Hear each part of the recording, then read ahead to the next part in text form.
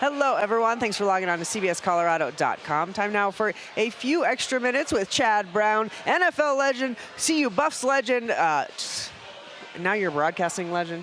You're just busy. You're busy all the time. Well, the legend feels a little big, but I'll take it. You know what? Moving in that direction, yes. though. And, of course, the Broncos had a bit of a legendary win. I'm curious, Chad, do you look at the Broncos differently now than you did before this weekend? Well, I've always thought they were talented. And when Sean Payton said they had a Super Bowl roster, they do. Yeah. This roster can win the Super Bowl. But as we saw, there were things to work through. And I don't think they're necessarily there just yet. But to clean up the dumb penalties, let the other team make those mistakes, you not make those mistakes, you figure out a way to close, and let the other team fail to close. This was a big step forward. And I know this is the biggest win of the Bo Nix and Sean Payton era. I've heard people say maybe the biggest win since Super Bowl 50. That feels a bit lofty, but I certainly think this is a move in the right direction. And there's got to be a lot of confidence in that locker room because they've known this is what they can do, but now they've actually done it. How crucial is that when you talk about, they've talked for a long time about learning how to win, about closing out these tight games.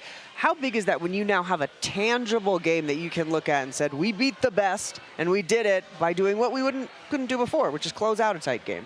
It becomes one of those markers in the marathon of a season. And it can be referred to later on in the season when things are going bad during a game somewhere in the next couple of weeks. Remember that second half. Remember that fourth quarter against the Eagles. Okay, I can snap back into that. I know that feeling. I know how to recapture that. I know how to recapture that mindset I had in that moment. So now it's a tangible thing. It's not something we're talking about that's kind of floating out there. Yeah. It's an actual thing that we accomplished together that we can point to, we can go back to. We look at the Broncos schedule now, and it opens up really nicely for them, right? So you got the Jets, they come back from London, they've got the Giants, you've got Dallas, you've got Houston, you got the Raiders and the Chiefs all before the bye. That stretch, how much success do you feel like they could have in that stretch? It's still the NFL. Yeah. And those teams have certainly had, all of them had their struggles. But they're all multi-million-dollar athletes who work really hard over there. So can Jackson Dart put magic in a bottle again and get another win for the Giants? I don't think so, but it's certainly possible. So they've got to not play down to the level of their opponent. They've got to play their game, which is one of the things I thought was great about the Cincinnati game, is they didn't play down to Cincinnati's level. Well, it wasn't a perfect game for the Broncos, but they didn't just coast along. Cincinnati had essentially took their ball and went home early in the second quarter. They kept playing Bronco football. So that was a good sign for me as they play these teams who on paper are lesser football teams that you can play to your level. You know, Sean Payton seems to really be able to get his team in the right mindset, so I'm not necessarily worried that they're going to lose focus in London, but you are abroad. You're abroad for a whole week, so what's the key to staying locked in when you're on one of these trips? Well, from a coaching staff perspective, you need to have something new that you install every day.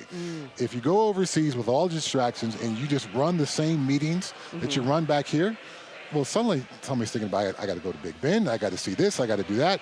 No, we're installing this new trick play. So now everyone's leaning forward in the meeting because what's this new trick play? Am I going to be involved in this? Is my position involved in this? That's the kind of tricks you have to do as a coach in those moments where you think your guys may be possibly distracted. Give them something new to learn and to focus on. I love that. Last one, we'll get you out of here. Let's switch gears over to the Buffs. What do they need to do to get back on track and get back in the win column? And I know they got a tough matchup this weekend. This is going to be a tough matchup, so this is a difficult week to get that done. Run the ball more effectively. Don't run it well in the first half and abandon it in the second half. Do everything you can to give your quarterback confidence from a coaching staff perspective, from a play calling perspective. And defensively, we still need to tackle better. That still remains an issue, particularly in the secondary. So if I were to say three things, I would go with those. Okay, those are three large things. So hopefully they're fixing those, and we'll check them off the list. Come to fruition on Saturday. Chad, always a treat to have you on. Thank you so much. Thanks, man. Guys, thanks for joining us. We'll see you next time.